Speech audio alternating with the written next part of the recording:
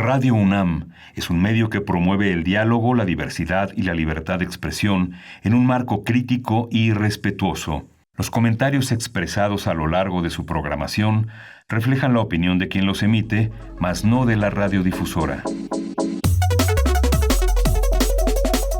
Consultorio Fiscal. Es un programa de Radio UNAM y de la Facultad de Contaduría y Administración.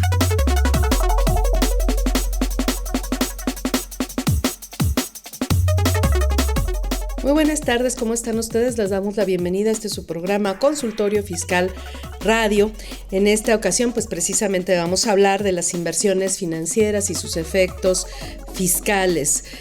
Pues mucha gente tiene inversiones de todo tipo, desde las más sencillas a las más sofisticadas, y bueno, ya estamos en la era de los criptoactivos y ya nuestros estudiantes son expertos en Bitcoin y en todo lo que se le parece.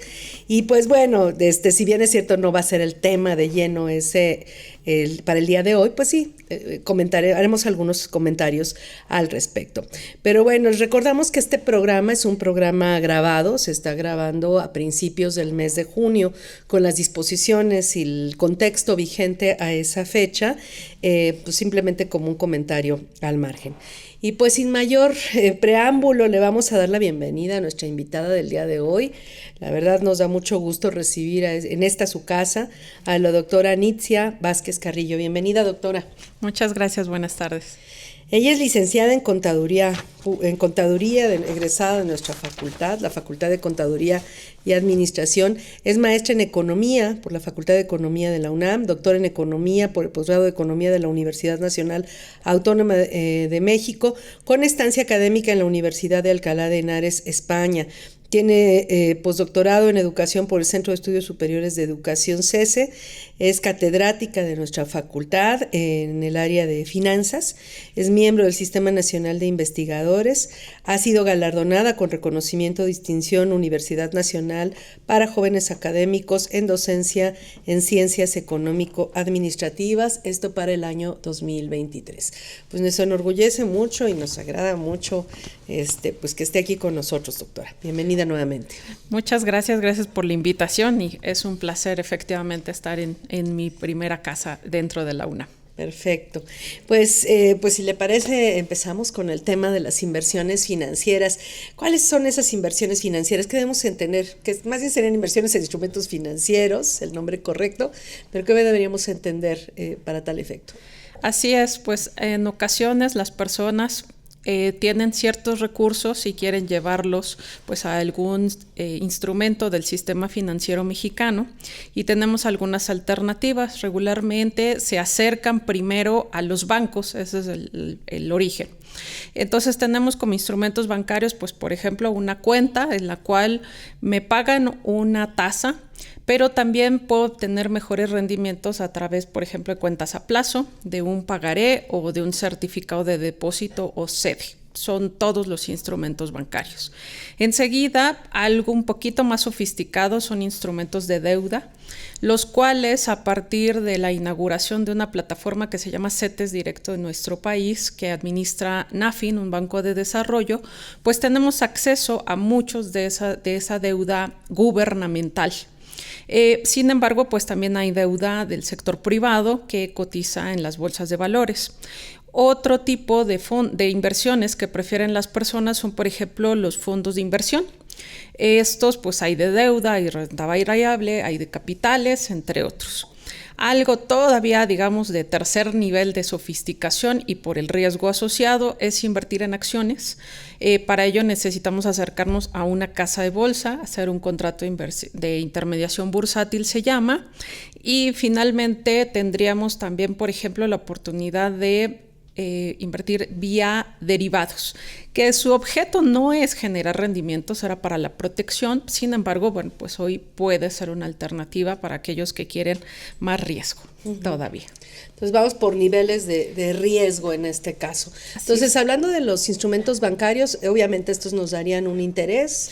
Así un es. interés ya preestablecido desde el inicio del contrato, desde que uno entrega su dinero y firma un contrato con el banco. Ajá. Así es. De hecho, se podría establecer, sí, como una tasa variable también. Lo cierto es que en nuestro país los bancos prefieren dar instrumentos a tasa fija.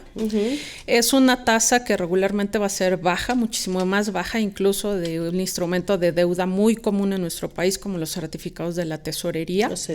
Estamos hablando de tasas que en ocasiones van del 1.5% anual, así es. Hay algunas otras que pueden llegar tal vez a replicar un poco la tasa de CETES, pero son las excepcionalidades y normalmente son por montos superiores, por ejemplo, a 500,000 pesos.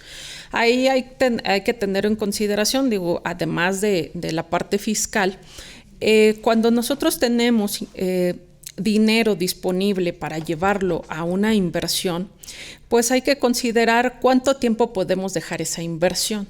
Y en ese sentido, pues a lo mejor de ese tipo de montos, vamos a decir incluso más de 50,000 pesos, pues valdría la pena diversificarnos, es decir, invertir un poquito sí en bancos, otro poquito en deuda, otro poco en fondos de inversión, en acciones, de tal suerte que podamos combinar y hacernos rendimientos también del mismo estilo. Y en este caso, por ejemplo, las tasas me dice que van del 1.5 más o menos. ¿Cuál sería la tasa más alta? Pues ahorita mismo, que esperamos que eso suceda, tenemos una sociedad financiera popular de capital brasileño y colombiano denominado NU, que ya le dieron la autorización para ser banco y está ofertando una tasa del 15% anual. Asumimos, ahorita está en el proceso de autorización, digamos, tiene que formalmente pasar en operación como banco, dejando de ser SOFIPO, y entonces pues se espera que siga replicando ese monto de interés. Esto es un interés nominal, hay que descontarle. ¿Cuánto, perdón, dijo? 15%. Ah, ya, es una tasa muy alta, ¿no? Es una tasa ahorita bastante alta. Ahora, también hay que ver las condiciones. Ahorita Banco de México está ya en una perspectiva posible de baja de tasas de interés. Entonces, es posible que de aquí a 3 meses esta tasa ya como banco, no, pues también la haga descender un poco. Es posible, no lo sabemos, eso porque ahorita depende. más o menos, bueno, la inflación del año pasado fue el 4.21%, si no mal recuerdo. Así es. Y pues el 15% estaríamos hablando, digo, ahorita, con esa inflación, Así de es. una tasa real de arriba del 10% anual, que es bastante buena, ¿no? Así es, así es. Claro que debemos de dejar, digamos, restringidos nuestros recursos por un año, esa es la contraparte, para poder recibir ese rendimiento. Tienen algunas otras alternativas como un rendimiento menor si no dejo ilíquido mi dinero durante tanto tiempo, sino lo quiero tener líquido o disponible en menos tiempo, ¿no? Esas son las alternativas. Pero efectivamente, además hay que considerar otra cosa, y que para el público es importante saber que Banco de México tiene una calculadora que se llama la calculadora del GAT, de la ganancia anual total. Es un aplicativo que es muy sencillo, nada más uno ingresa la tasa, ingresa el periodo y cierto monto, y entonces lo que me va a dar a conocer es la ganancia anual total aproximada, que ya descuenta, por ejemplo, si la institución financiera me está cobrando alguna comisión, un manejo de cuenta, o sea, cualquier comisión, costo asociado por tener esa cuenta, de tal suerte que yo ya puedo hacer esa inferencia con base en los costos totales, y esa sería mi ganancia nominal.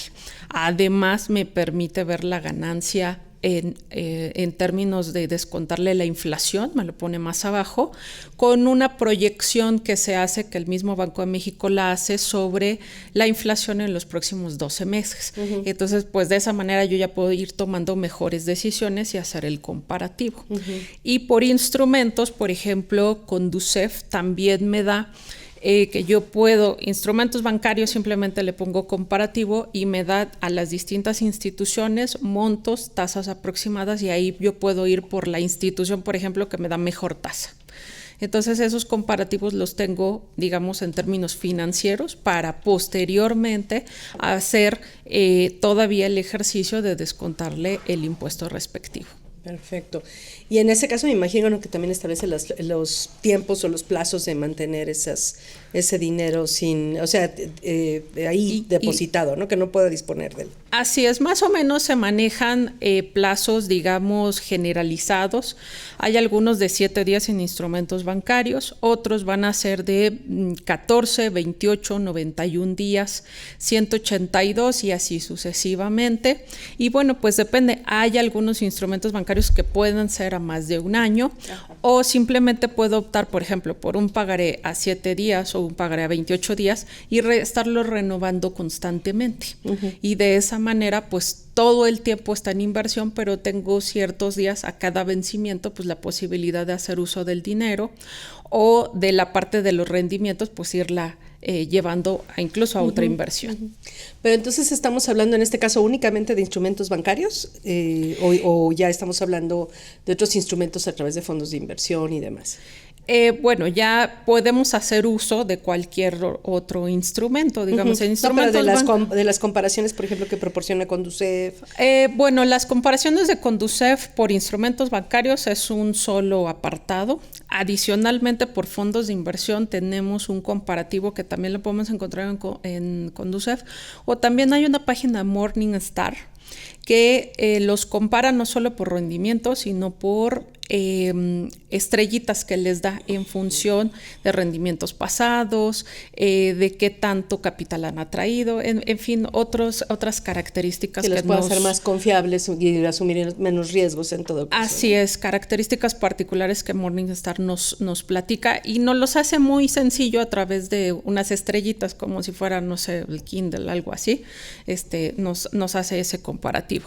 Y en términos, por ejemplo, del mercado accionario, pues ahí sí hay que hacer un poco de análisis propio, ¿no? De las emisoras, tal vez de por sectores, para saber en qué invertir, en cuánto tiempo. Uh-huh. Y, por ejemplo, ahí lo más recomendable es establecer un precio objetivo. Es decir, yo lo compro a cierto precio, ¿cuál es mi precio objetivo, el que yo estoy esperando? Uh-huh. Muchas veces tenemos que luchar, digamos, contra la creencia de la gente, en principio de hoy compré, mañana baja el precio, ya estoy perdiendo, me voy a salir. A ver, es que eso no es una pérdida, es una minusvalía, pero tú sigues teniendo el activo.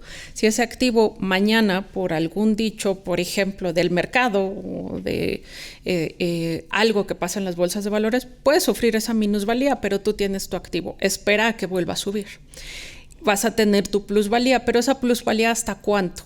Pues yo me fijo un 10%, un 11%, etcétera. En ese momento me salgo, en ese momento vendo. Oye, pero es que se siguió la racha ganadora y yo me salí. Bueno, pero ¿cuál era tu objetivo? Tu propósito fue establecer ese precio objetivo, tú ya ganaste, tú saliste. Si siempre estoy pensando es que hubiese ganado más, pues obviamente nunca vas a conseguir más en un momento determinado. Claro, y nunca hubieses conseguido ese objetivo que tú te proponías. Que eso es un problema, ¿no? Que la gente sepa retirarse a tiempo, ¿no? En todos los casos. Pero bueno, entonces, en este caso, estamos hablando de los instrumentos bancarios, estamos hablando de los fondos de inversión en instrumentos de deuda, sí. Los fondos de instrumentos de renta variable, que son acciones, inversiones en acciones indirectamente. Uh-huh. Obviamente el riesgo es diferente en esos casos. Estaríamos hablando que hay mucho menos riesgo en un instrumento de deuda que en un fondo de inversión de renta variable, ¿o no? Pues podríamos decir que sí, pero ¿por qué se considera, digamos, el instrumento bancario, por ejemplo, el más seguro? Pues porque tiene un respaldo, el Instituto de Protección al Ahorro Bancario, que nos da una protección de 400,000 UDIs por cliente por banco. Pero si ya me voy, por ejemplo, a fondos de inversión, recordemos que todo fondo de inversión en realidad... Nada más la UDI estaría alrededor de 7 pesos, 8 pesos, ¿no? Más o menos. 8 pesos, ¿no? Y algo, así entonces, es. Entonces 3 millones menos, en números cerrados por persona. Así es, uh-huh. Por cuenta. Por banco, no, por persona, uh-huh. Por banco, así es. Ahora, en fondos de inversión lo que estamos haciendo es invertir en acciones de una empresa que se llama así, fondos de inversión. Lo que pasa es que esos títulos pues yo no los voy a encontrar cotizados en una bolsa de valores y se calculan en función pues de a su vez las inversiones que ellos hacen. Si me están diciendo que es un instrumento de deuda, pues ellos están invirtiendo en fundamentalmente títulos de deuda. Si me están diciendo que es uno mixto, incluso hay de tipo de cambio, hay de acciones, pues ellos llevan esos recursos a ese tipo de instrumentos. Pero ¿yo qué tengo? Yo tengo unas acciones de alguna empresa que se llama fondos de inversión y que se le determina regularmente, hay otros periodos, pero regularmente a cada 28 días, pues el valor de esa acción. Pero eso no tiene un respaldo en el IPAF, por ejemplo.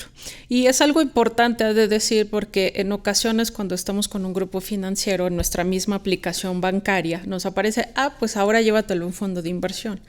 Y la gente asume, pues si me lo está ofreciendo mi app bancaria, pues entonces también está respaldado. Está protegido. No, solo los instrumentos bancarios los protege el IPAF, en este caso fondo de inversión, pues porque es un grupo financiero, lo oferta, pero no está respaldado. Entonces, pues sí hay más riesgo, porque sí puede quebrar una empresa que se llama fondos de inversión. Claro, se ha visto poco, es poco probable, pero eso no significa que no pueda suceder y que no vas a tener el respaldo.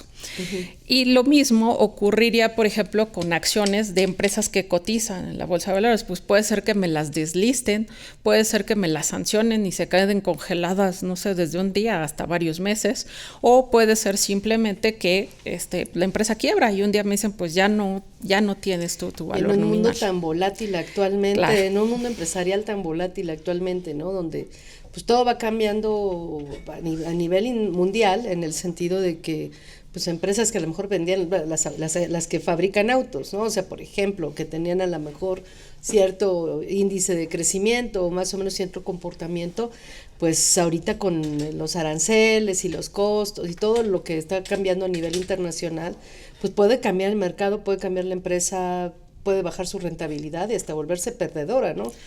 O a lo mejor no necesariamente que pierda, pero por lo menos la percepción de los inversionistas, del gran público inversionista, puede modificarse sustancialmente y tener una minusvalía que se pueda prolongar por un rato, ¿no? Hasta que no se estabilice pues todo, el mercado y los aranceles y los tratados de libre comercio y etcétera, ¿no? Así es, la verdad es que es muy cambiante. La pandemia nos enseñó a esperar lo imposible y que puede suceder. Y un ejemplo de ello ha sido la empresa Hertz. Hertz, que pues uno lo ve aquí funcionando, está muy bien, pues sí, pues ahora declaró en quiebra en Estados Unidos, la suspendieron allá, por lo tanto aquí también la tuvieron que suspender. Y quienes tenían inversiones en esa, pues ¿qué pasa? Pues está ahí mi dinero congelado hasta que se determine si se vuelve a cotizar o definitivamente la suspenden y te dirán a qué precio pues valúan sus acciones y te dan lo correspondiente. O cuando le apuestan al tipo de cambio de alguna moneda, ¿no? O sea, la verdad es que ahorita también es todo tan volátil y hay inclusive planes de evaluar ciertas monedas por sus propios gobiernos, que pues realmente uno está sujeto a todo eso. Entonces uno tiene que mantenerse en alerta constante, no nada más estar, pues, bueno, sí, obviamente tiene que tener de preferencia un experto que lo asesore, ¿no? Pero pues además tampoco confiar ciegamente, porque sí, de repente el banco me puede decir, pues vete para acá, pero también siempre preguntar qué protecciones tengo de cambiar, por ejemplo, de un instrumento bancario a un fondo de inversión, etcétera, ¿no? No, y además recordar que lo que se invierte, pues procurar ser, a medida que aumenta el riesgo, pues son excedentes, o sea, uno no puede invertir su patrimonio porque entonces te quedas sin él, es posible. Entonces, son los excedentes y esos excedentes significa que no vives de ello y que puedes desprenderte de ese dinero pues por lo menos más de un año. Uh-huh. Hay ahora plataformas que pues no suenan ni siquiera cercanas, no sé, al sistema financiero. Por ejemplo, el tema de, que no sé, digo, ahí sí manifiesto mi ignorancia, no sé cómo funciona, pero hay mucha publicidad, por ejemplo, ahorita en internet, en YouTube y demás, de Mercado Pago, por ejemplo. Sí. Que es una empresa, pues sí, muy exitosa, en todos los sentidos, por todo lo que es Mercado Libre, las ventas, la venta que se hace a través de la plataforma y el flujo de efectivo que se da a través de la plataforma entre compradores, vendedores, etcétera. Y pues sí, suena que es una empresa que aparentemente podría ser sólida y con sus proveedores, incluso, bueno, con las personas que venden a través de la plataforma, sí, funciona prácticamente como banco, o sea, sí, les presta, les guarda el dinero, se los deposita, etcétera, ¿no? Entonces sí, el flujo de dinero y la forma en que lo manejan, pues pues sí suena como algo que pudiera generar, que es un modelo de negocio con bastantes rendimientos aparentemente, ¿no? Sí, sin embargo hay que recordar Mercado Pero qué Pago protecciones tenemos, etcétera, ¿no? Es una condición especial y particular. ¿Por qué? Porque Mercado Pago se dio de alta como institución de tecnología financiera en nuestro país, como fondos de pago electrónico. Y la ley FinTech señala, por ejemplo, que esas instituciones no están autorizadas a pagar ganancia, interés, rendimiento o como le llames. Entonces, pues uno se pregunta cómo le hace Mercado Pago. Porque eso es lo que publicitan. Así es. Lo que pasa es que uno tiene que ver en las letras chiquitas y como tal Mercado Pago, o más bien Mercado Libre, tiene en Estados Unidos una controladora, y la controladora es la que financia el resto de empresas. Una de ellas es Mercado Pago, hay otra. Y cada una, cuando nosotros firmamos o hacemos algo, pues no es lo mismo ponerme yo a vender ahí en la plataforma que, por ejemplo, abrir mi cuenta. Cuando se está abriendo la cuenta, indirectamente se está abriendo una cuenta con GBM, que es Grupo Bursátil Mexicano, una casa de bolsa en nuestro país. Entonces, la casa de bolsa sí te puede dar esos rendimientos. Lo que pasa es que yo la abrí a partir de una institución de tecnología financiera. Ahora, Mercado Pago ya solicitó autorización para convertirse en banco, precisamente por estar un poco, digamos, yo creo en la rayita de, oye, que no era captación eso, como que a mí me suena captación. Entonces, pues ya van a evolucionar a banco para ofertar una cuenta bancaria. No sé si la seguirán ligando, en este caso a GBM o no, y poder seguir ofertando esa parte de rendimientos en una cuenta como si fuese bancaria y aparte una tarjeta de crédito, ¿no? Entonces, están en evolución. Se supone que este año, esperamos, salga la autorización, ¿no? Pero aparentemente sólida, ¿no? Por el modelo de negocio que manejan. Pero bueno, es que a veces uno puede pensar que es una empresa muy sólida financieramente, pero uno no entiende que a lo mejor la operación está separada, ¿no? En distintas empresas, y uno está invirtiendo en una empresa que no es de las del resto, que a lo mejor esas pueden ser las que son rentables, y a lo mejor la que yo por alguna razón no necesariamente lo sea, y no, bueno, en algún momento tenga algún problema de carácter financiero que me afecte, claro, ¿no? Claro, aquí pues obviamente no tenemos ningún respaldo. De hecho, una de las primeras características cuando uno abre su cuenta en crowdfunding o instituciones de fondos de pago electrónico es tú aceptas los riesgos. Aquí no hay ningún respaldo, ni siquiera del gobierno federal. Están autorizadas, supervisadas y hasta ahí. Pero tiene que quedar, o sea, como inversionistas tenemos que tener bien claro eso. Eso es lo primero que tenemos que ver.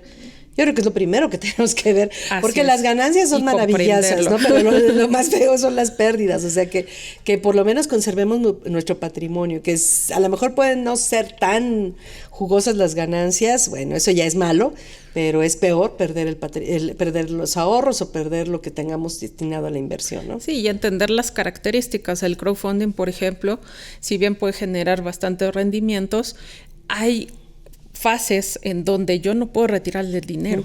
Hay una primera fase que se le llama fondeo del proyecto, que yo puedo llegar y sabes que tengo autorizado a retirarlo y sin ninguna comisión, pero ya que llegué a esa parte de fondeo yo ya no le puedo retirar, y hay instituciones de crowdfunding que me ofertan proyectos de 3, de 5 años.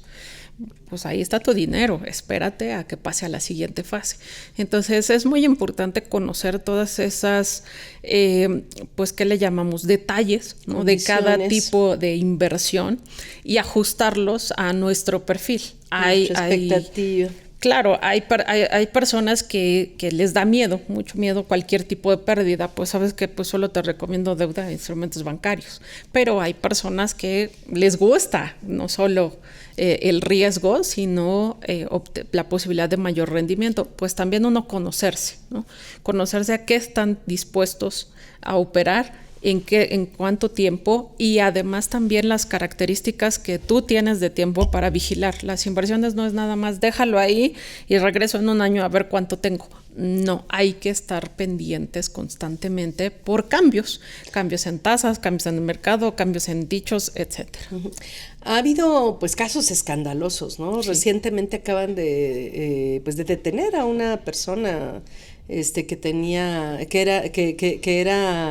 que recibía dinero de la gente a través de una empresa que él fundó, un mexicano, no recuerdo, Zamorano, algo así, no recuerdo bien el nombre, ¿no? Sí. Pero bueno, estaba yo leyendo la nota y había gente que inicialmente invirtió un capital pues, no tan alto, pero después confiaron y entonces llamaron a toda la familia y juntaron hasta los ahorros y los fondos de retiro y todo lo que tenían los papás y todo, y lo invirtieron y perdieron todo, ¿no?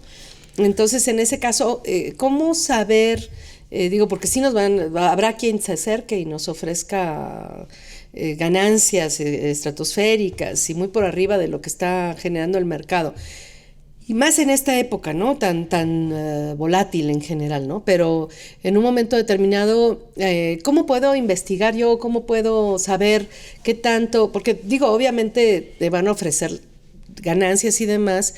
¿Y cómo puedo saber el riesgo que corro ante el tipo de incluso desde la forma jurídica que adoptó el negocio, por ejemplo, en este caso la empresa en la que estoy invirtiendo, por ejemplo, ¿no? Saber a dónde puedo acudir, no sé, alguna página del gobierno, algo que me diga, pues mira, si es este tipo si se formó a través de este tipo de empresa, no está vigilada por la Comisión Nacional Bancaria de Valores, no está vigilada nadie la vigila, no hay ninguna protección por parte del gobierno y bueno, sí puedes ganar, pero también puedes perder todo, ¿no? Claro. ¿Cómo saber todo eso? Pues hay aplicativos de la propia Comisión Nacional Bancaria de Valores y de Conducef, específicamente el padrón de entidades supervisadas, que me dice cuáles están autorizadas y en operación y lo actualizan constantemente. Otra alternativa es el catálogo del sistema financiero, que es una página administrada por Hacienda y que prácticamente entre cada 15 días y cada mes la actualizan, y ahí por tipo de institución yo puedo ver cuáles realmente están autorizadas, cuáles están en operación.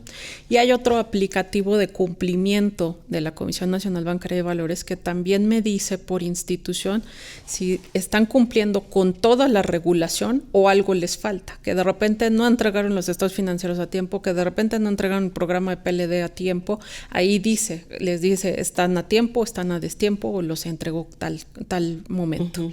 Entonces, con todo eso yo puedo saber si existe esa institución que me está ofertando, porque hoy en día en redes sociales, por ejemplo, se permite anuncios de algunas instituciones que tienen ese fin, los famosos neobancos, por ejemplo, que son totalmente digitales, o instituciones de tecnología financiera en donde no voy a encontrar sucursales. Pero una manera de yo asegurarme que por lo menos existen y están dentro de la norma de la Comisión Nacional Bancaria de Valores, Secretaría de Hacienda y Crédito Público o la comisión que aquí regule, pues es a través de esos aplicativos, ¿no? Uh-huh. Y enseguida conocer que excepto bancos y excepto sociedades financieras populares, son los únicos sectores que tienen algún tipo de garantía o seguro. En bancos opera el IPAF. En sociedades financieras populares opera un símil del seguro por 25,000 UDIs. Todos los demás no tienen un respaldo, una garantía donde me digan si pierdes tu dinero, se quiebra esa empresa, te reponen tu dinero. No, eso ya es por riesgo o cuenta propia. Por eso insistimos que las inversiones en otros instrumentos, pues debe de quedar muy claro que lo que tú inviertes es excedente, no es tu patrimonio y tampoco es aconsejable, por ejemplo, pedir un financiamiento para llevarlo a una inversión con la esperanza de que eso me ayude a pagar el financiamiento y además me quede con algo más. No, porque tú mismo estás generando una burbuja que tal vez te puede estallar. Generalmente las instituciones financieras van a ganar más prestándonos de que lo que nos van a dar a nosotros, por supuesto, ¿no? Entonces va a ser difícil encontrar lograr esa fórmula. Ahora, bueno, hablábamos al principio cuando empezábamos el programa que si bien no iba a ser tema así de lleno del programa, pues sí vamos a comentar por lo menos de manera general los criptoactivos, ¿no? ¿Qué pasaría, por ejemplo? Bueno, ahora es Bitcoin y algún otro N monedas que pueda haber en ese sentido. ¿Qué pasa con esos instrumentos? Porque mucha gente, sobre todo los jóvenes, ¿no? Lo ven como la maravilla y pues muy discutible. Bueno, en los criptoactivos, en realidad en la lista hay un listado, CryptoCoin se llama la página. Ya nos maneja más de 16,000 criptoactivos en el mundo. Sin embargo, de ellos 5 son los que operan realmente en el mercado, que concentran el 80% del volumen de operación, que es Bitcoin, Bitcoin Cash, Ethereum, Dogecash o Dogecoin, perdón. Y ahorita se me va el nombre de la quinta, pero en un momento lo recuerdo. De esas hay que recordar que en realidad en México no está permitido operar directamente con criptoactivos, o sea, no se permite, Banco México no lo ha permitido. La ley FinTech a la letra dice, Banco México le tocará establecer el listado de los criptoactivos con los cuales se puede operar en México. El listado nunca lo ha dado a conocer, solo unos criterios de lo que son criptoactivos, por lo tanto no los podemos operar. Y siempre ha sido muy claro dentro de su página que no los reconoce como monedas, o sea, ya establece las características de las monedas y cuáles son las diferencias precisamente de las criptomonedas con las monedas, ¿no? Sí. El dinero fiduciario. Ajá. Así es, de hecho, pues hace también una separación en cualquier activo digital o virtual respecto de lo que se denomina criptoactivos. Ahora, hay algunos que ofertan en nuestro país que inviertan en criptoactivos, pero en realidad es una paridad. Es decir, si un Bitcoin cuesta $1 millón y yo invierto 100 pesos, pues a ti te estaría tocando como el 0.001 y algo, ¿no? Bueno, pues si sube a 1.200.000 el Bitcoin, ajá, pues en esa tu participación de 0.001 pues ya se convierte en 0.002. Y en esa función, pues en realidad tú estás invirtiendo en una paridad, pero tú no estás contribuyendo directamente en la demanda, por ejemplo, de Bitcoin, en la creación famosa de esas unidades, ni en esos mineros, nada al respecto. Esa es la diferencia. Eso se puede hacer, por ejemplo, en nuestro país hay una casa de bolsa que está asociada con una fintech, Bitso, y la fintech que se envió pagos, que se vuelve histórica porque fue la primera autorizada en nuestro país, que te permite hacer esta paridad en los principales criptoactivos. Pero reitero, es una paridad, no es directamente. Cuando habla de que es una paridad, estaríamos considerando que yo entrego mi dinero, pero que yo no estoy comprando una criptomoneda. No. Pero mi dinero no se está usando para invertirlo en criptomonedas. No.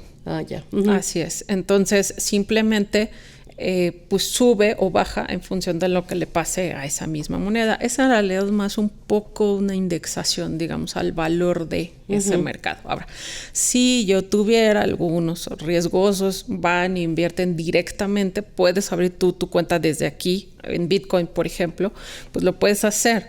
Pero primero el riesgo cambiario, porque primero tú vas a depositar dólares, ¿no? Entonces hay que cambiarlos. Luego, detrás del Bitcoin, ¿qué hay? Pues no lo sabemos. En realidad, y por eso le estás apostando por partida doble. Por un lado le estás apostando al tipo de cambio y por otro lado le estás apostando a la conversión o al valor que le dé el mercado al criptoactivo, en este caso a Bitcoin. Así es, y así como tiene sus rachas, no hace poco hubo una racha otra vez alcista del Bitcoin, pues mucho tiempo se mantuvo plano, hicieron una adecuación del número de unidades, porque no subía.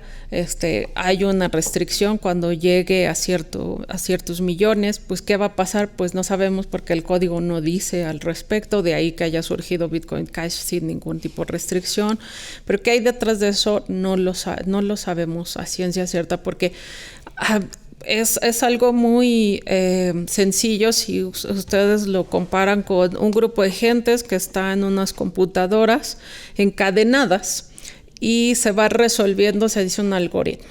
Y entonces A, B, C, yo no lo puedo replicar, entonces no lo puedo repetir, no lo puedo replicar, entonces pues ya de eso lo distribuimos. Sí, pero ese valor está en función de lo que dice el mercado.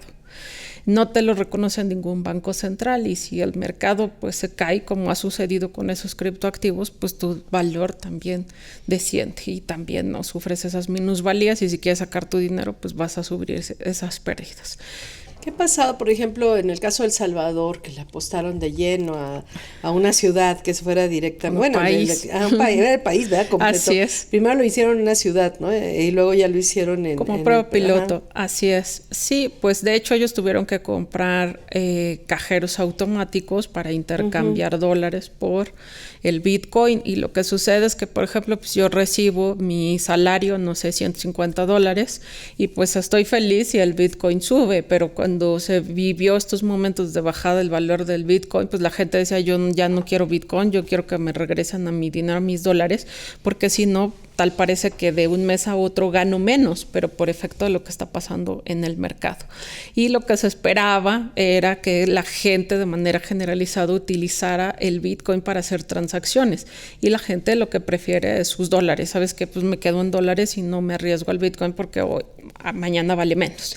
Y que eso lo hicieron para disminuir el costo de las remesas, ¿no? Porque Claro. en gran medida El Salvador vive de las remesas. Bueno, y México también tiene un alto gran porcentaje de entrada porcentaje. por remesas, que bueno, ahora con el probable impuesto que entre en vigor a las remesas, pues eso todavía se complica más, ¿no? Para todos nuestros países, ¿no?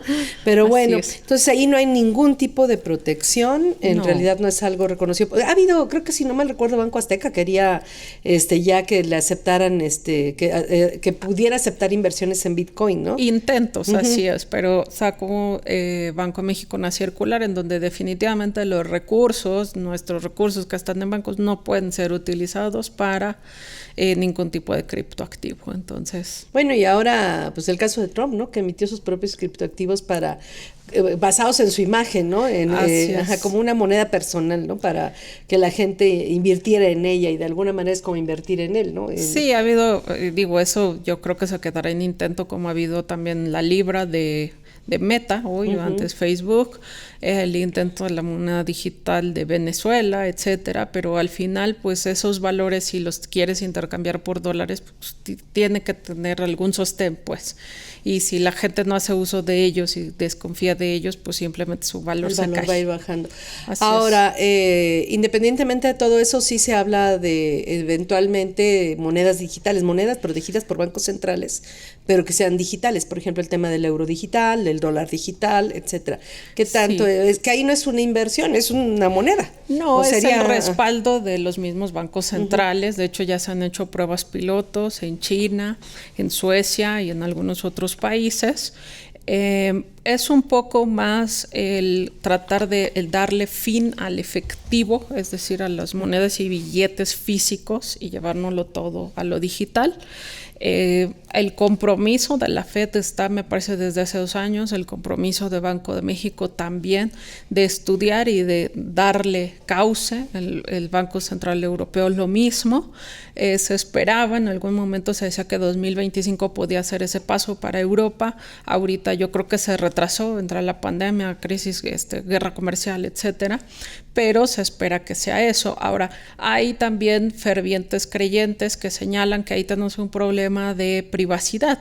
Claro, si yo ya lo voy a tener todo registrado, pues bueno, a saber qué compro, qué no compro, a qué horas compro, y de lo que se trata es de hacer una moneda digital con esa característica también de anonimato, que no pierda el anonimato, aunque yo lo tenga en un dispositivo como este.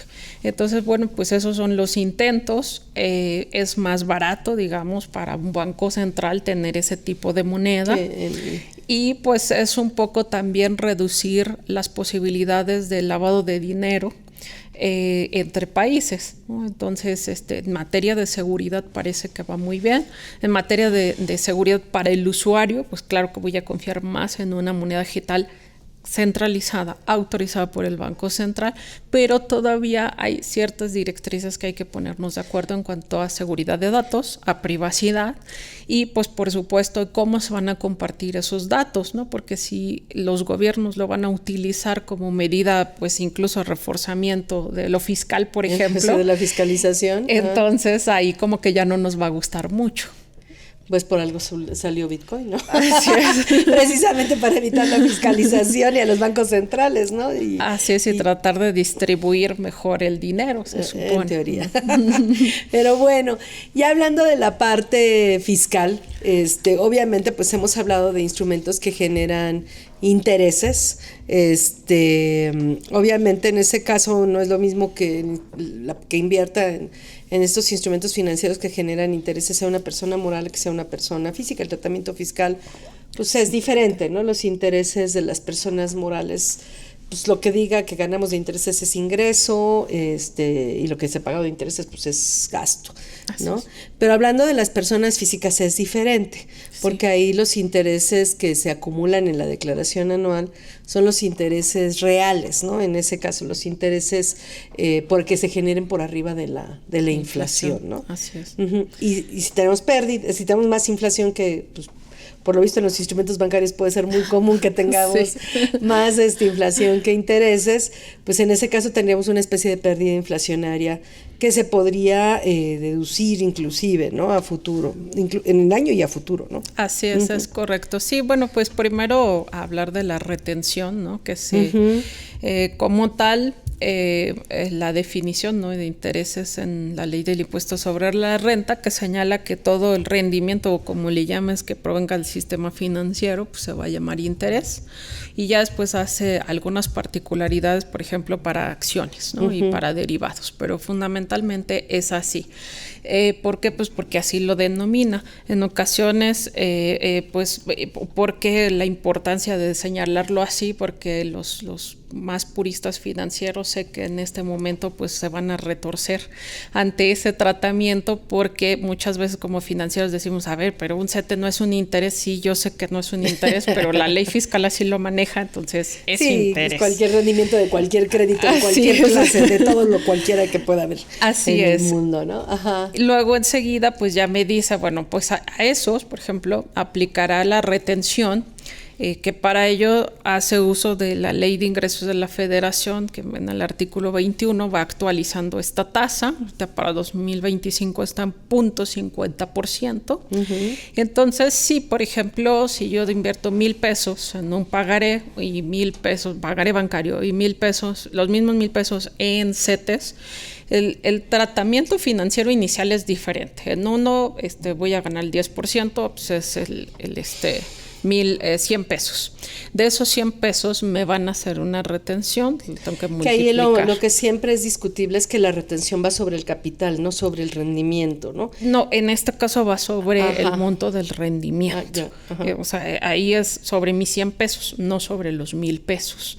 Ahora, me va a dar de 0.0050, lo voy a multiplicar, ese es lo que a mí me van a depositar. A mí como persona física además tengo la ventaja de que en este caso, por ejemplo, el banco, la casa bolsa, CETES directo, va a hacer todo el cálculo, lo va a enterar a mi nombre y me va a dar mi constancia, que tiene que estar ahí en la plataforma de manera pues básicamente permanente, ¿no? Yo no me tengo que estar preocupando que cada mes la tengo que sacar, cada año la tengo que sacar, ahí va a estar. No, o sea, hay que tener cuidado porque, bueno, no me ha tocado el caso de los CFDIs de retenciones, pero sí me ha tocado varios casos de CFDIs que a partir de que cambió la versión 4 de CFDI, algunos datos, por alguna razón el emisor no los pidió y los asumió o los capturó con lo que Dios le dio a entender. Y el problema es que por alguna razón no sirve el comprobante para efectos fiscales, ¿no? Digo, no me ha tocado en los CFDIs de retenciones, pero sí hay que tener cuidado de eso. Me ha pasado, por ejemplo, con colegiaturas, que la persona era reciclo y aparte salarios, y no le preguntaron, y le dieron, se lo dieron para reciclo, y ya el comprobante no le sirvió para colegiaturas, o simplemente datos que no salen, precisamente de comisiones bancarias. Por ejemplo, he platicado con una persona que los CFDIs no le están llegando. Le digo, ¿y antes sí te llegaban? Le digo, pues es que a lo mejor el banco no te pidió algún dato y los está generando para público en general y no te están llegando, ¿no? Entonces sí hay que tener mucho cuidado que nuestros datos fiscales estén actualizados en la forma de inversión que tengamos, que sean los correctos, que estén actualizados y que tengan todos los datos para poder generarme los comprobantes que me tengan que generar, ya sea de retenciones o de comisiones, etcétera, lo que sea, ¿no? Sí, se hizo un proceso, las instituciones financieras fueron cuidadosas en ese sentido de cuentas ya muy antiguas, decirle, sabes que a partir de esta fecha, si quieres tu constancia, me tienes que dar tu constancia de situación fiscal actualizada, porque si no, yo no te voy a poder emitir. Algunas otras empresas de servicios también lo llevaron a cabo, y llegó un momento en que pues a la cuenta ya no puedes ingresar si no subías tu constancia de situación fiscal actualizada, ¿no? Entonces, en este sentido, creo yo que las instituciones financieras al menos sí fueron un poquito cuidadosas en ello. Hoy en día solo las ITF son las que las podemos abrir básicamente con mi registro, mi CURP, y no me van a pedir documentos. ¿ITF pero qué son, perdón? Institución de Tecnología Financiera, pero las cuentas son por montos chiquititos, puedo fondear hasta 4,000 pesos. Entonces, cualquier inversión superior me van a pedir la documentación. Estos candados también los pusieron precisamente para evitar y evitar estas circunstancias en donde, no, tú para qué quieres mi constancia, no te la voy a dar.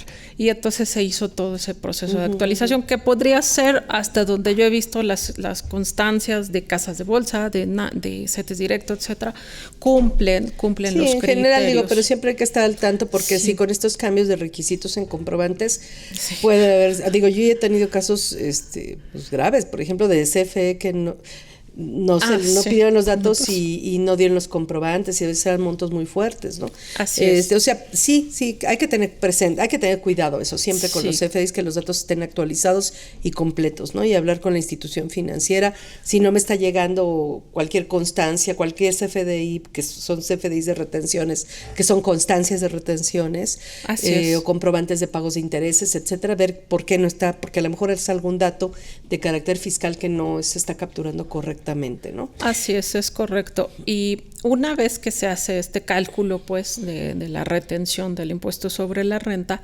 la ventaja que tengo con el sistema financiero es que ellos también están haciendo el cálculo del interés real. Entonces, para personas físicas, si yo tengo algo que acumular, entonces a la hora de entrar, por ejemplo, a mi declaración anual, ahí ya va a estar determinado. En el caso de gente que tiene inversiones en bancos o en títulos de deuda, pues sí, lo que aparece es que no te acumula más, porque el interés real pues es cero, o sea, no supera la inflación en la mayoría de los casos. Y te da las pérdidas inflacionarias. Así esa pérdida se puede aplicar en la declaración anual el año en que se genera la pérdida contra los demás ingresos, excepto salarios, actividades empresariales, honorarios, servicios profesionales. Y si no se alcanzan a aplicar en ese año, se pueden aplicar también en los 5 ejercicios siguientes, ¿no? Y actualizados inclusive, ¿no? Así es correcto. En el caso así muy financieramente podríamos decir que nada más entonces ahí la recomendación sería que siempre que voy a hacer una declaración anual, hay que ver nuestras declaraciones de años pasados para ver si no se quedó una pérdida. En el caso de intereses, una pérdida por inflación que no hayamos aplicado, que no hayamos podido aplicar en años anteriores, y que todavía esté dentro de estos 5 ejercicios para poder aplicarla, ¿no? Sí, porque además si no la apliqué pudiéndola aplicar, pues la pierdo, ¿no? Entonces es importante y tener el cálculo de la actualización. Digo, ahora si los aplicativos avanzan y ya casi la actualización me la pusieron automática, pero pues recordar cuál era el último valor, de repente verificar en unos sí me tocó que la pérdida que ponían ahí pues estaba errónea, ¿no? En el aplicativo. Entonces también considerar tener mis anotaciones de las declaraciones pasadas, porque si me toca llevarlo a cabo, pues no perder ese beneficio. Es correcto. Ahora, ¿qué pasa con las inversiones? O sea, ahorita estamos hablando pues, en general de inversiones, pero muchos de estos instrumentos inclusive no se emiten en México. A veces se emiten en otros países, y nosotros a través del fondo de inversión o a través de un intermediario financiero o de algún tipo de asesor financiero podemos invertirnos en este dinero en otros países, ¿no? En un momento determinado. ¿Qué pasaría en esos casos? Por ejemplo, con el cálculo del interés real y la pérdida inflacionaria, etcétera. Ahí, por ejemplo, pues tengo que ver en qué países. Muchas de esas inversiones en nuestro país pues se hacen en Estados Unidos por la cercanía, y entonces tengo que ver la disposición para evitar la doble tributación. Lo que puedo hacer allá es pues dame mi constancia que me retuve determinado impuesto y aquí la aplico y simplemente sí voy a acumular, pero al mismo tiempo te declaro la retención que me hicieron. Pero yo tendría que calcular el efecto inflacionario, o sea, porque como yo resido aquí en México, yo tendría que calcular el efecto inflacionario sobre mi capital con la inflación mexicana a mi inversión, independientemente que esté en otro país, ¿no? Así es, claramente. Y además, por ejemplo, en el caso de acciones, eso también se nos reduce bastante porque aquí tenemos para invertir en acciones de otros países el sistema internacional de cotizaciones. Y entonces ese es invertir, por ejemplo, no sé, en una empresa Alphabet, en una empresa Microsoft de Estados Unidos, pero yo lo invierto en pesos mexicanos. Entonces ahí, aunque yo esté invirtiendo en empresas extranjeras, pues tú lo estás haciendo a través de tu operador aquí en México. Entonces aplica básicamente el tratamiento para acciones, ¿no? Que bueno, ahí es un poquito diferente. Ganancias de capital, que es precio de venta menos costo promedio de adquisición. Y ahí también tenemos el beneficio, digo, porque a lo mejor si alguien se acerca al articulado tanto de retención de impuestos sobre la renta para fondos de inversión como para acciones, pues la gente se puede espantar porque son unos artículos así que parecen trabalenguas. De pronto uno lo lee y dice, ¿qué me dijiste? ¿Cuál fue lo que le tengo que disminuir? No es tan difícil, es algo así como que, a ver, tu precio de venta, tu último precio, menos el costo promedio de adquisición, que va a ser un promedio de las acciones que tú tengas en circulación sin importar cuántas vendas, actualizado al número de días que tú tuviste esa acción, que pues a lo mejor la tuviste 3 meses, a lo mejor la tuviste 4 meses, entonces en función de ello. Pero la ventaja es que nuevamente el sistema financiero nos ayuda, las casas de bolsa hacen ese cálculo, de hecho, en el estado financiero, ¿no? Bueno, en el estado de cuenta más bien, que me llega mensualmente, me va a dar esas ganancias y pérdidas fiscales. Ahí, al contrario, a veces los financieros pues nos quejamos un poquito de ese tratamiento porque pues a lo mejor yo compré en 10 y vendí en 15. Yo lo que quiero ver es esa diferencia financiera de 5 menos la comisión de mi intermediario. Uh-huh. Pero lo que se me muestra tanto en pantalla como en el estado de cuenta es el costo promedio de adquisición. Y entonces, caray, es que entonces ¿a cuándo compré? ¿A cuánto vendí? O sea, sí es un poquito lo financiero que lo fiscal. Y en el tratamiento aquí en México de lo que da a conocer la Casa Bolsa, sobre todo en el estado de cuenta, priva lo fiscal. Y entonces, pues sí, las ganancias o las pérdidas financieras las tengo que manejar. Pues aparte, yo recomiendo una hojita Excel para recordarme mis pérdidas y mis ganancias. Y aparte lo fiscal. Uh-huh. Ahora, perdón, respecto al tema, bueno, vamos a regresar al tema de los intereses tantito, okay. Antes de irnos a lo de las ganancias en venta de acciones o pérdidas. En el caso de los intereses, bueno, sí ya dijimos, se calcula la inflación de la inversión, o sea, el efecto inflacionario sobre la inversión, no importa que esta inversión esté en México o en otro país, de todas maneras es el efecto de la inflación mexicana sobre el capital, porque somos residentes en México. Y eso me puede producir que si esté ganando por arriba de la inflación o que esté perdiendo por la inflación. Si gano, pues voy a acumular ese ingreso, el interés real, es lo que se acumula en la declaración anual. Si pierdo, pues la pérdida se va a restar primero de los intereses, y si no tengo intereses reales. Sí. Y si no tengo contra qué restarlo de los intereses reales, pues lo voy a restar de otros ingresos del año, excepto salarios y excepto actividades empresariales y servicios profesionales, ¿no? Correcto. Y se pagará el impuesto, obviamente ya me hicieron una retención y la acreditaré y pagaré en la declaración anual lo que tenga que pagar. Uh-huh. Hay una disposición que sí dice que si yo vivo de mis intereses y los intereses no exceden de 100,000 pesos, sí. Son intereses reales, si no mal recuerdo, sí. Pues no tengo que presentar declaración anual y lo que me retuvieron ya se queda ahí, si así lo deseo, pero no es una obligación, no. Es que yo decida ejercer esa opción, ¿no? Así es. Ahora, hablando del caso de las inversiones en el extranjero, hay una disposición reglamentaria en el artículo 221 del reglamento de la ley del impuesto sobre la renta, que siempre ha generado como como confusión, bueno, no confusión, ha generado problemas en general.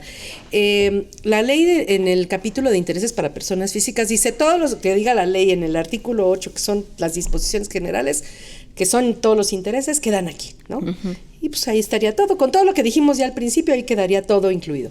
Pero luego hay una disposición en el reglamento que está, antes de eso, eso es el capítulo de intereses, hay una disposición en el capítulo de los demás ingresos, uh-huh, que es lo que genera el problema en realidad, que es el 141, si no mal recuerdo, 142, que dice, todos los intereses que no quedaron en el de capítulo de intereses, mételos aquí, en el de los demás ingresos. Y uno dice, pues ¿cuáles, no? O sea, todos ya quedaron allá, ¿no?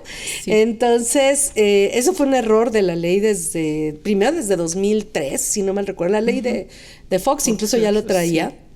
Sí. Y entonces con el reglamento quisieron pues aparentemente solucionar eso, ¿no? Porque no había problema, más bien lo que estaba mal era el artículo 142, porque no había ningún interés que quedara ahí. Y bueno, también sí hay otra disposición legal en las disposiciones generales de personas físicas que dice que cuando se trate de intereses de inversiones del extranjero, que se calculen los intereses y el cálculo del impuesto y la ganancia cambiaria en el capítulo de los demás ingresos. Pero pues no había nada en el capítulo de los demás ingresos porque todo quedaba en el de intereses, incluyendo las diferencias cambiarias. Sí, ¿no? Es correcto. Pero en este artículo del reglamento quisieron regresarnos a lo que existía hace muchos años por opción, aparentemente, ¿no? Y dicen, bueno, si se trata de intereses por depósitos en el extranjero, de intereses por créditos o préstamos otorgados a residentes en el extranjero y de créditos o préstamos otorgados a residentes en México, o sea, entre particulares, uh-huh, bueno, no hablo entre particulares, en general, entre residentes en México, dice, entonces aplica lo que viene en el capítulo de los demás ingresos. Uh-huh. Y ahí, si no mal recuerdo, hay dos opciones para calcular el ingreso uh-huh, y el impuesto. Uno es pues, igual ganancia inflacionaria, interés real o pérdida inflacionaria con otras condiciones, pero más o menos lo mismo. Sí. Y otra es tomar los depósitos al 1 de enero y aplicarles un factor y que eso sea mi interés. 1.04, algo así. Pero dice que si me voy por ese camino, nunca más voy a regresar al capítulo de los intereses y se va, o sea, dice, y para siempre, ¿no? O sea, sí, ya te cayó la maldición, elegiste, dice, bueno, si los contribuyentes que ejerzan esta opción no podrán cambiarla en el futuro, en ese caso, ¿no? Así es, ajá, es correcto. Entonces, muy discutible, ¿no? La forma en que redactaron esta disposición reglamentaria, que ni siquiera es legal. Sí, es correcto. Sí, ahí yo creo que también tiene que ver con, quisieron hacer primero una separación entre aquellas transacciones devenidas de instrumentos en el mercado organizado, de aquellas que se realizaban, por ejemplo, en el mercado no organizado o en el over the counter. Entonces, bueno, a veces esta falta de conocimiento de esa separación en los mercados pudo traer esta confusión de necesitamos, y por eso la mandaban a lo de los demás ingresos. Que así estaba hace muchos años, sí. Así estaba hace muchos años y lo dejaron, pero pues ya no existía esa posibilidad porque el de los intereses ya incluía todo. Así es. Y pues se quedaron con ese error, me parece, ¿no? Así es. Pero bueno, el problema es que además lo hagan, o sea, si caes en esto ya no. Sí tiene diferencias, porque si vemos los momentos en que se acumulan los ingresos en el capítulo de intereses y en el capítulo de los demás, pues son diferentes. Por ejemplo, en el capítulo de los intereses son que sean efectivamente percibidos. Así es, al momento y en el capítulo de los demás tiene con que estén devengados. Exacto. Entonces ahí como sobre a todo las personas morales, por ejemplo. Ajá, entonces. Pero ahí sí tiene un gran cambio. Por ejemplo, no es lo mismo, sobre todo cuando hay moneda extranjera de por medio. Uh-huh. No es lo mismo que yo esté generando intereses que ya cobré y que solo sobre eso pague impuesto. Igual si retiro mi dinero de la inversión y cambio el tipo de cambio, no es lo mismo que yo ya pague sobre una ganancia cambiaria, pero que ya tengo el dinero convertido al tipo de cambio, es correcto, a que si me voy al capítulo de los demás ingresos, pague impuestos sobre una ganancia cambiaria devengada, sobre un interés devengado, y sobre todo la ganancia cambiaria que a lo mejor después se va a pérdida. Entonces, si pago impuesto y luego resulta que baja el tipo de cambio, va a ser un problema. Entonces, lo ideal siempre es quedarse desde mi punto de vista, sí, por supuesto, en el capítulo de los intereses y no caer en la trampa que parece fácil, que parece más fácil, no caer en la trampa del reglamento de la ley del impuesto sobre la renta y pagar impuestos sobre cuestiones que todavía no tengo el dinero, que son devengadas y que en un momento dado puedo pagar en un año porque aparentemente tengo muchas ganancias, muchas diferencias cambiarias y luego todo cambia y todo se va para abajo, ¿no? Y a ver cuándo deduzco todo eso, ¿no? Exacto, sí, mejor sobre el tratamiento, digámoslo así, tradicional, ¿no? Inicial que marca la ley. En función de lo cobrado y a partir de ello pues no va a haber error, ¿no? Y reitero, pues hasta eso las instituciones financieras nos ayudan al respecto y nos hacen ese cálculo. Creo yo que lo único que quisiera enfatizar es que, por ejemplo, que no se vaya la gente con la idea de que tanto en deuda como en bancarios, pues básicamente es poco el interés acumulable, ¿no? En términos reales. Pero, por ejemplo, hay una inversión que son los UDI bonos, que está ligado al valor de la UDI, pues ahí es rendimiento real positivo, precisamente porque la UDI, Banco de México, la calcula en función del índice nacional de precios al consumidor. O sea, siempre va a haber ganancia por arriba de la inflación si invierto en UDI bonos. Así es. Entonces, ahí sí voy a tener un rendimiento real positivo, que de hecho, hoy en los últimos 2 años sí he visto que el rendimiento real positivo ya venía en el aplicativo, yo nada más tenía que compararlo con mis retenciones y decir estoy de acuerdo o no estoy de acuerdo, está mal lo que tú me pusiste ahí. Entonces, digo que no es difícil llevarlo a cabo.